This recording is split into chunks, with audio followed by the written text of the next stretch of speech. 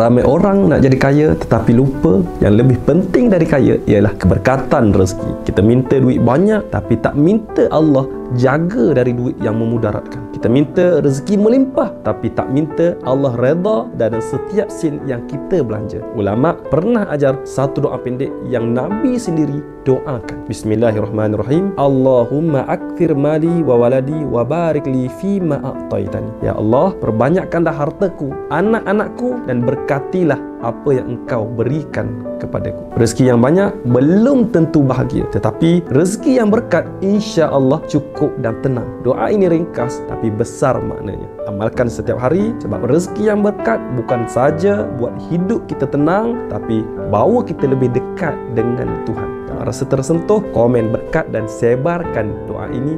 Moga Allah mudahkan rezeki kita dunia dan akhirat. Amin. Like, comment, share dan save. Sebelum video ini di-delete, semoga share anda dikira sebagai salah satu dari dakwah menegakkan agama Islam.